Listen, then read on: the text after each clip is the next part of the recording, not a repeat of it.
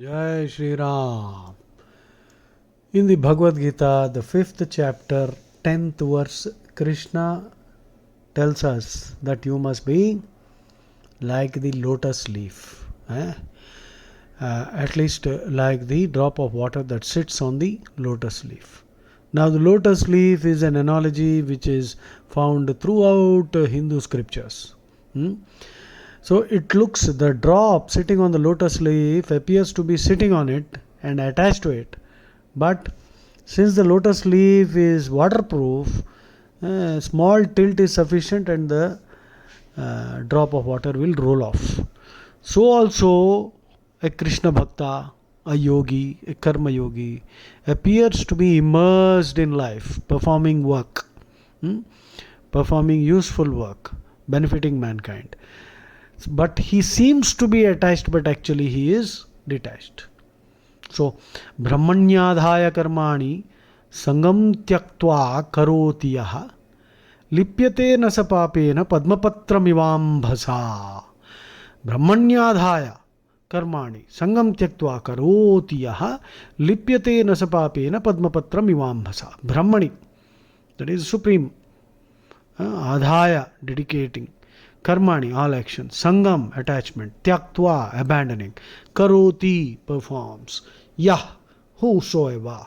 Lipyate is affected. Na lipyate, not affected. Sa, that person. Papena, papam. Padmapatram, a lotus leaf. Eva, like. Ambhasa, water. So, the literal translation would be those who dedicate their actions to Brahman, that is Krishna himself, right? Those who dedicate their actions to me. See, repeatedly if Krishna says me, I, me, myself, then it might sound it might sound more like those desert cults, where the God is a narcissistic psychopath. So this I, me, myself is repeatedly not used in the Bhagavad Gita. You have to understand that Brahman is nothing but the impersonal form, the light that covers Krishna. In fact, Swami Prabhupada says that it is the light that emanates from the toes of Krishna. That is the impersonal Brahman. Beyond the impersonal is the personal, who is Krishna. See, the ultimate reality is a personality.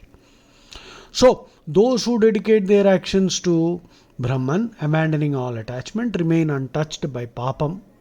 The word sin is a silly Christian concept. I have explained this so many times. So, stop using the word sin. Sin is the act of disobedience of Adam in eating that fruit of the tree of knowledge. God told him not to eat the fruit of the tree of knowledge. But Eve tempted Adam and they both ate and they got knowledge. They realized that they were naked. They covered their genitals. God got angry, kicked them out of paradise, and that is called sin. That is the act of disobedience of God's order.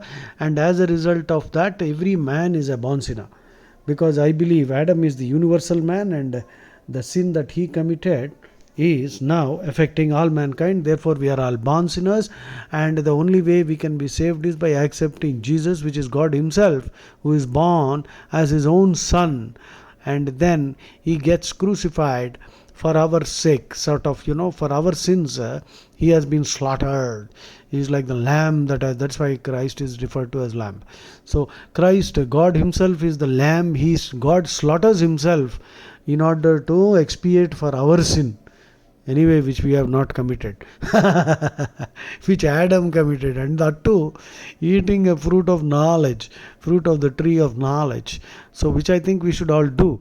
Nobody should eat the fruit of the tree of ignorance. Okay, so these desert cults are basically trees of ignorance, and the fruits, their fruits, which is their so-called unholy books, are full of fruits of ignorance, and therefore people are eating those fruits of ignorance and they suffer. Whereas Bhagavad Gita, Krishna is very clear. Baba, you are my friend. Krishna is saying that you are my eternal companion. I am also feeling bad. So I am giving you a shortcut. Please get out of this continuous mess. How should you be? Like the drop of water on a lotus leaf.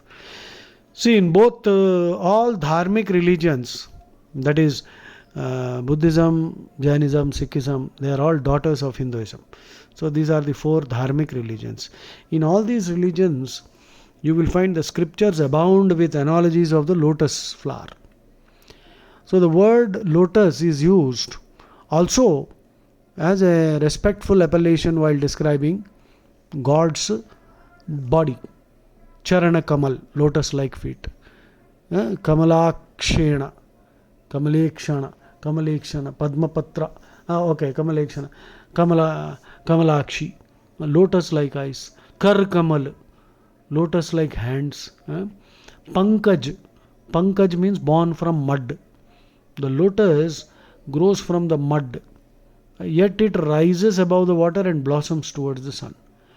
So the lotus is used in Sanskrit literature as an example of something that is born amidst dirt and rises above it while retaining its beautiful purity. So we all should be like lotuses. Whatever be the state of society around us, however material, however stupid people might be, don't be affected by that. Rise above all that. Transcend.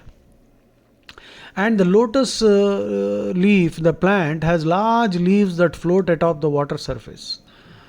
This lotus leaf is also used as plates. In many villages you will find people use that because it is waterproof and the liquid poured on it does not soak through, but it runs off. So the beauty of the lotus leaf is that although the lotus owes its birth, growth and sustenance to the water, the leaf does not permit itself to be wetted. Water poured on the lotus leaf runs off the side due to the small hair growing on its surface. So if you look at the microscopic, the reality of that. So this is a beautiful analogy Krishna is also using.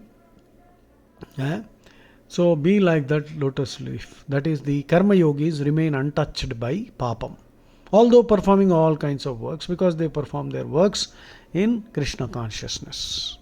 So that is how you should be. The shloka is very important. Please memorize this. Brahmanyadhaya karmani sangam tyaktva karoti yaha lipyate nasa papena padmapatram ivambhasa. Brahmanyadhaya karmani. Dedicating everything to Brahman. Sangam tyaktva, no attachment, having abandoned attachment. Karoti yaha. Karoti means performs. Lipyate na lipyate. That means he doesn't get affected. Nasa papena. Lipyate nasa papena padmapatram ivambhasa. Like the water on top of the lotus leaf. Brahmanyadhaya karmani sangam tyaktva karoti yaha lipyate nasa papena padmapatram ivambhasa. What a simple analogy Krishna has given us. So let us all be immersed but detached. Immersed but detached. Seemingly attached but totally detached. Jai Shri Ram.